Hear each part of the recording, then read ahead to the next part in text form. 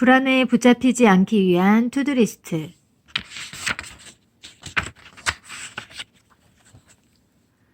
걱정은 내일의 슬픔을 덜어주는 것이 아니라 오늘의 힘을 앗아간다.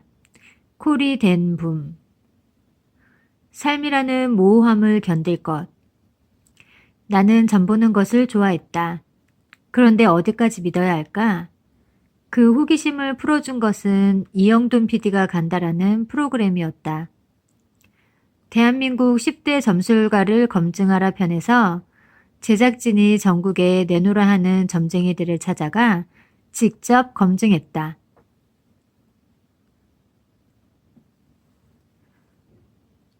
검증 방법은 연쇄살인마의 사주와 어린 나이에 납치를 당해 살해를 당한 아이의 사주를 점쟁이에게 묻는 것이었다.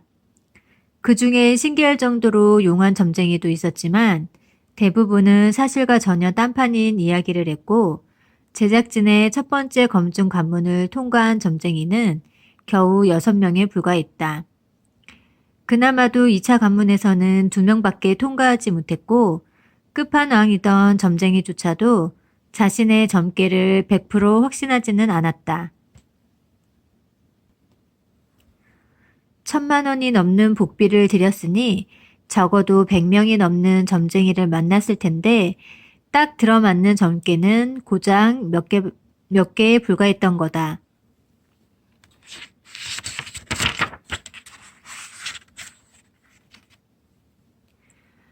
결국 점이라는 건 홍삼가루가 5% 첨가된 홍삼 캔디처럼 약간의 진실이 함유된 추측일 뿐이다. 그럼에도 우리는 삶의 확신을 얻고 싶어서 점을 본다. 하지만 노스트라다무스가 관뚜껑을 열고 나온다 해도 미래는 장담할 수 없다. 그건 점쟁이의 내공이 부족해서 혹은 복체가 부족해서가 아니라 삶의 본질이 모호함에 있기 때문이다. 확신이 필요한 당신에겐 미안하지만 10년 동안 타로, 사주, 신점을 가리지 않고 숱한 기여를 하고 내린 결론을 말하건대 삶이란 결국 모호함을 견뎌내는 일이다. 결국 점 보는 이유는 다 잘 될 거라는 그 한마디를 듣기 위해서다. 다 잘 될 거예요. 점쟁이 대신 믿으시게 자신의 힘을. 그녀는 영원히 젊다. 그녀는 영원히 건강하다. 그녀는 영원히 외롭지 않다. 어떤 명제를 거짓으로 만드는 가장 쉬운 방법은 영원이라는 부사를 붙이는 것이다. 불안해. 다들 그래.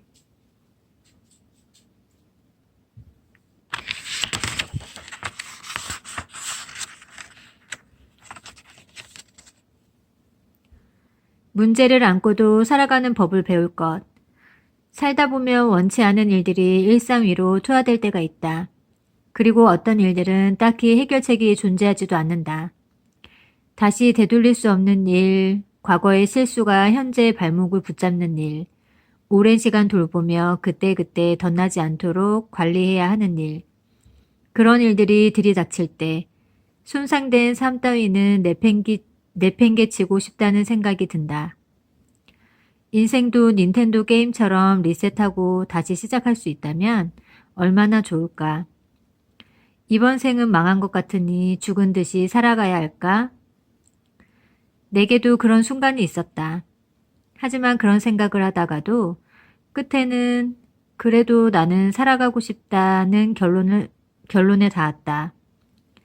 몇 가지 사건들로 내 삶 전체를 포기하는 건 너무 억울했고 남들이 보기엔 내 삶이 별거 아닐지라도 내겐 전부이므로 또 드라마 또 오해영에서 혜영의 말처럼 나는 여전히 내가 애틋했고 내가 잘 되길 바랐다. 당신도 그럴 수 있다. 너무 지쳐서 나 자신이 지긋지긋해서 감당하기 힘들어서 그런 나 자신을 내팽개치고 싶을 수 있다.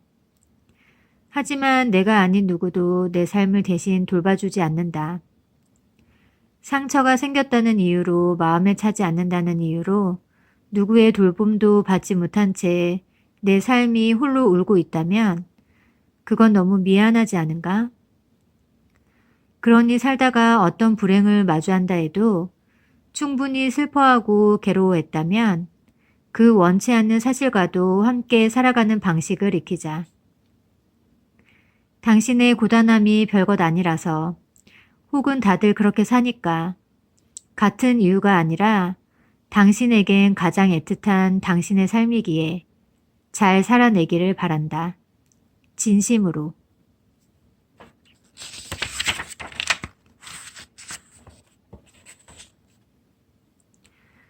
누구도 어찌할 수 없는 부분까지 염려하며 완벽한 안전을 얻고자 하는 건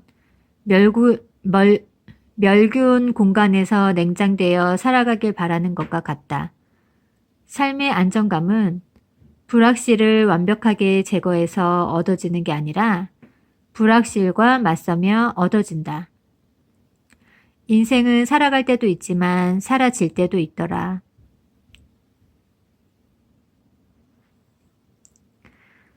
자신만의 문제라고 착각하지 말 것.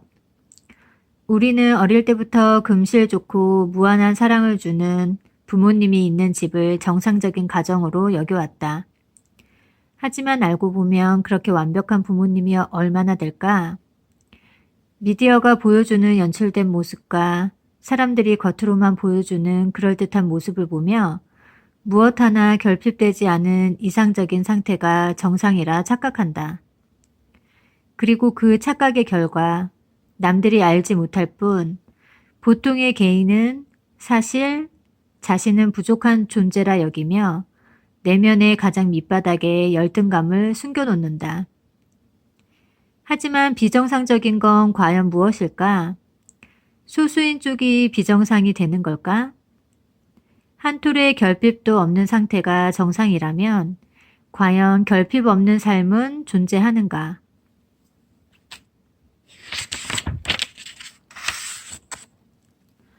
프로이트가 규정한 정상의 기준이 약간의 히스테리, 약간의 편집증, 약간의 강박증이듯 정상이란 완전 무결한 것이 아니라 약간의 상처, 약간의 결핍, 약간의 부족함을 의미할 테다.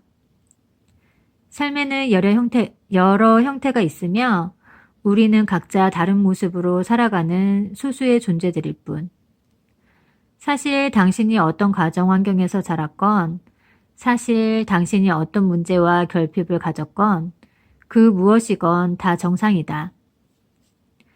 사람들은 불행을 꽁꽁 숨겨두기에 모를 뿐 세상에 보편적이지 않은 불행은 없다. 원치 않는 일이 닥쳤을 때 그것을 불운으로 여기는 사람이 있는 반면 해프닝으로 여기는 사람도 있다. 행복은 이 지점에서 결정된다. 불운, 해프닝.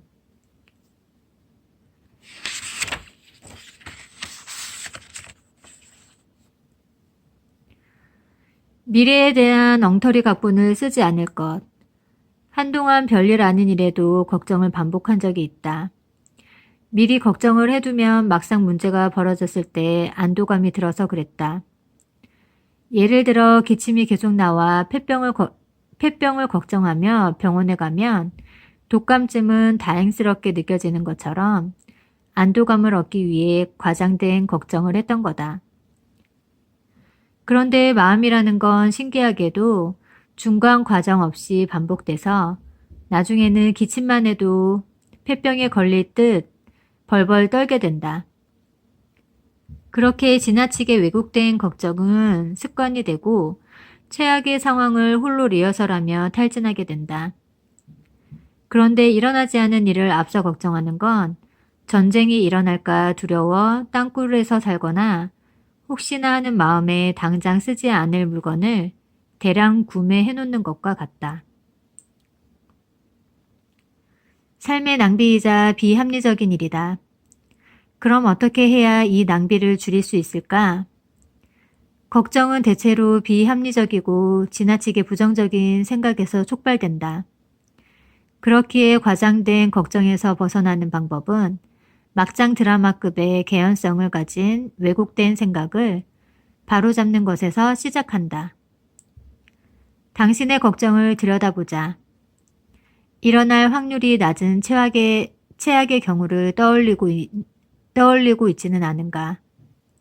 겨우 기침을 단서로 폐병을 염려하고 있지는 않은가. 그 날조된 미래에 붙잡혀 지금을 망치지 말자. 당신의 괴로움은 당신이 쓴 엉터리 각본 때문이다.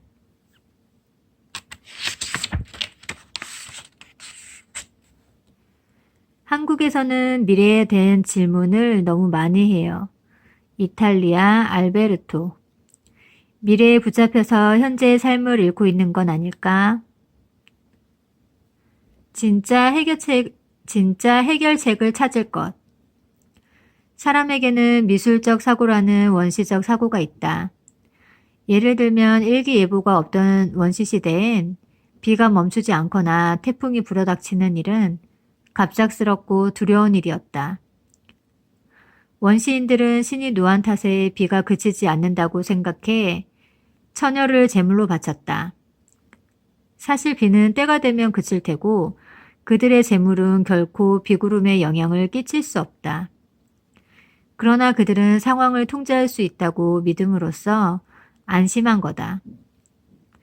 이렇듯 통제할 수 없는 상황에서 생겨난 불안과 두려움, 공포를 달래기 위해 동원되는 것이 바로 마술적 사고다. 나도 때묻지 않은 어린 시절 학교에서 방공 교육을 배운 뒤 1년 동안 잠들기 전에 전쟁이 나지 않게 해달라고 기도한 적이 있다. 나의 기도가 국제 정세에 어떤 영향을 끼칠 수 없음에도 기도를 하면 전쟁이 나지 않을 거라고 믿은 것이다.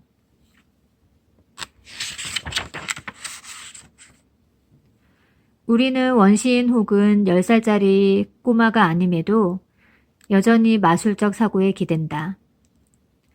홍수를 막기 위해 처녀를 제물로 바쳤던 것처럼, 전쟁을 피하기 위해 매일 밤 기도를 했던 것처럼 자신이 통제하기 버거운 일 앞에서 그보다는 쉬운 가짜 해결책을 믿고 안도하는 것이다.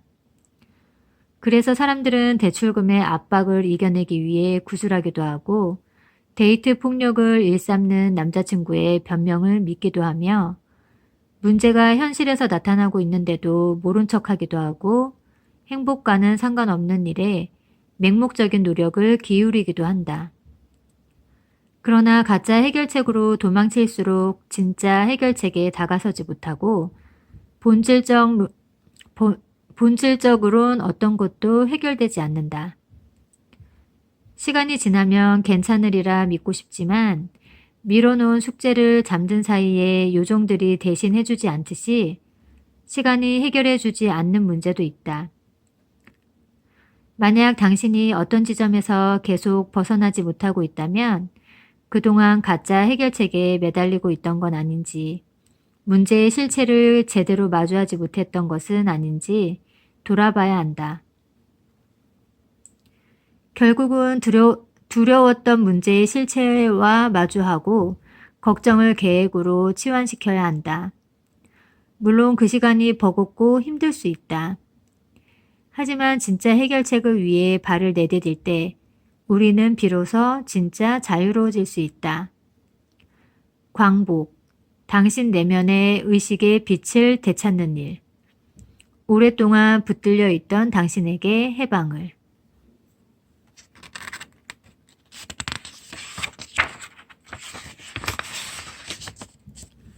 지나온 길을 돌아볼 때 필요한 건 후회가 아닌 평가이고 앞으로의 길을 내다볼 때 필요한 건 걱정이 아닌 판단이다.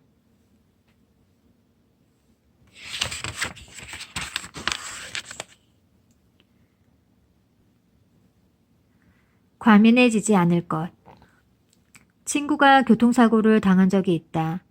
횡단보도를 건너는데 멈춰있던 차가 갑자기 달려들었다고 한다. 초보 운전자의 실수였는데 다행히 크게 다치진 않았다. 그런데 나는 그 이야기를 들은 후 길을 건널 때면 차가 멈춰 있어도 불안했다. 불안이란 과거의 부정적이고 공포스러운 경험으로 인해 다시 그 일이 반복될지 모른다는 막연한 예감이다. 산전수전을 다 겪으면 웬만한 일에는 의연한 어른이 될 것 같지만 부정적 경험의 누적량도 많아지기 때문에 나이가 먹을수록 불안감도 커질 수밖에 없다. 그리고 그 부정적 경험은 친구의 사고에서 불안감이 전이된 것처럼 간접적으로도 영향을 받을 수 있다. 우리는 불안할 일이 너무 많은 세상에서 산다. 미디어에서는 각종 사건 사고를 생생하게 전달한다. 건강 정보 방송을 보면 예방하고 조심할 게 한두 가지가 아니고 불안정한 경제는 삶의 무엇도 보장하지 않는다. 사람들은 날 서 있고 후라이는 넘쳐나며 가습기 살균제가 살균이 아니라 살인을 하더라. 이렇게 너무 많은 것을 보고 들은 우리는 과민하고 불안할 수밖에 없다. 그래서 우리의 마음은 쉴 새 없는 불안으로 과민해졌다. 그리고 과민해진 마음은 실제로 벌어진 상황과 우리가 생각하는 것 사이의 경계를 무너뜨리고 별일이 아닌 상황에도 비상사태가 일어난 듯 안절부절 못하게 만든다. 그렇기에 이제는 이시영 박사의 둔하게 삽시다라는 책 제목처럼 조금 둔해질 필요가 있다.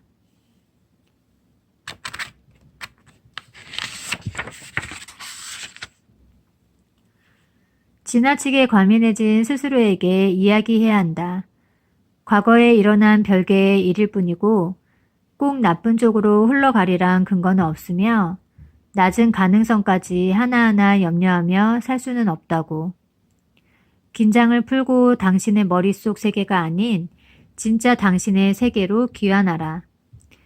당신이 실제로 경험한 삶은 당신의 생각보다 평화롭다. 부담감, 긴장감, 불안감. 맛을 좋게 하는 양념도 지나치면 요리를 망친다. 충분히 슬퍼할 것. 우리는 살면서 많은 것과 이별한다. 때론 소중한 사람과 이별하고 사랑받지 못한 채 지나가 버린 어린 시절과 이별하고 자신이 품었던 이상과 이별하고 젊음과 이별하며 자신이 믿어온 한때의 진실과 이별한다.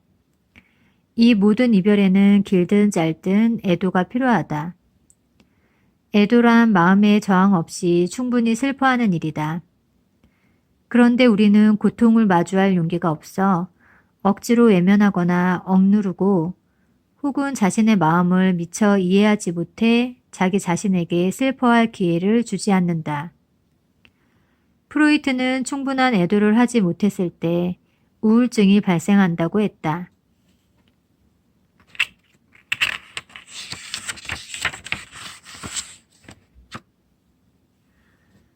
감정이란 건 밖으로 새어나지 않도록 틀어막는다 해서 사라지는 것이 아니기에 애도의 과정을 거치지 못한 상실은 씻겨 내려가지 못한 채 우울이라는 웅덩이로 고이고 우리를 앞으로 나아가지 못하게 한다.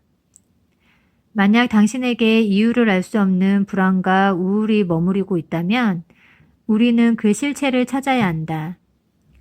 꽁꽁 숨어서 한눈에 보이지 않을지라도 질문하며 단서를 찾고 탐문하여 그 실체에 다가서자.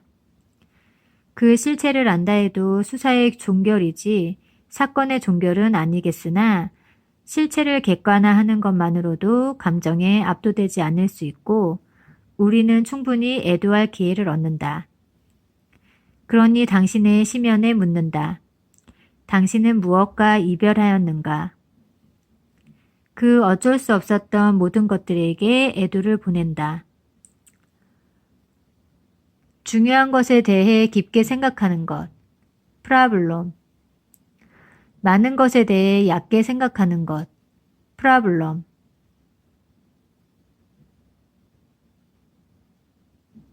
문제의 실체를 만나기 위해선 생각의 양이 아닌 깊이가 필요하다.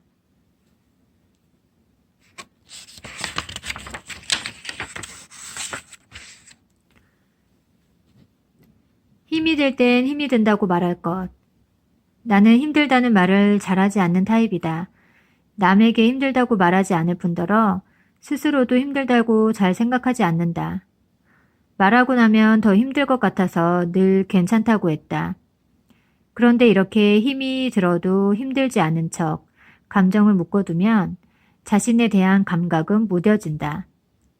그 무뎌진 감각은 다른 감정들도 무디게 만들고 스스로가 한계점에 부딪히는 것도 모른 채 착취되는 자신을 방치하게 된다. 그렇기에 누가 알아주지 않더라도 상황은 변함없더라도 힘이 들면 힘들다고 투정 부려야 하고 못 버티겠으면 잠깐은 멈춰설 줄 알아야 한다. 언제나 괜찮다며 마음을 다잡을 수 없고 늘 강한 사람일 수 없다. 그러니 인생에 설치해야 할 액티브 X가 너무 많을 때, 책임감에 익살 것 같을 때, 집에 돌아온 순간 눈물이 날 때, 나도 이제는 힘들다라고 말하라. 누구도 당신을 대신 지켜줄 수 없고 견디기 버거운 희생은 자기 학대일 뿐이다. 조금은 이기적이어도 괜찮고 조금은 무책임해도 된다. 책임감을 논하며 질식할 때까지 스스로를 방치하는 것만큼 자기 자신에게 무책임한 일은 없다. 그런 의미로 졸라 힘들었습니다.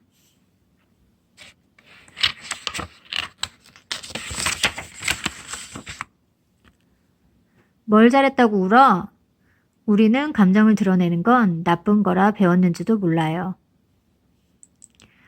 불안하다고 무작정 열심히 하지 말 것.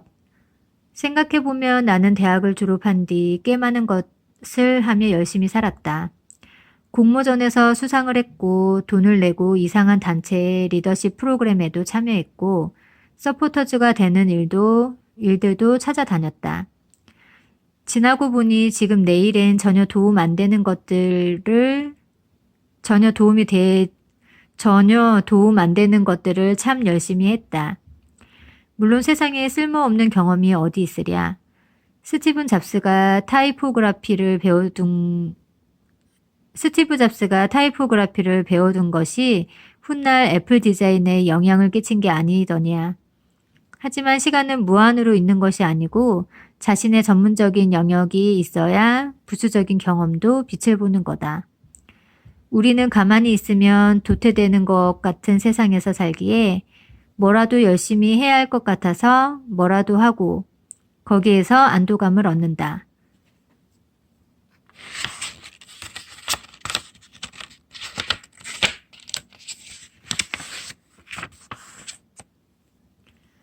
하지만 어디에서도 쓸 수 없는 어설픈 중국어 실력과 어떤 자격도 증명하지 못하는 허술한 자격증과 뭘 했는지 기억도 안 나는 활동들로는 삶의 무엇도 보장되지 않으며 그 안도감은 쉽게 증발한다. 세상에는 우리의 불안을 이용해 이익을 얻으려는 사람들이 도처에 널려 있고 무엇이 중헌지를 모르면 현혹되는 법이다. 그러니 단지 열심히 살아가는 자신을 증빙하기 위해 사람들의 무리 안에서 떨어지지 않기 위해 불안에 쫓겨 열심히 사는 건 그만두시라. 대신 원점으로 돌아가자. 당신의 삶을 위하여 무엇을 할 것인가? 그 목적을 세우고 방법을 찾자. 당신의 목적을 충분히 의식하고 실천하는 것. 안도감이란 그곳에 있다. 우리가 할 수 있는 최선은 지금 이 순간을 충실히 사는 것뿐이다.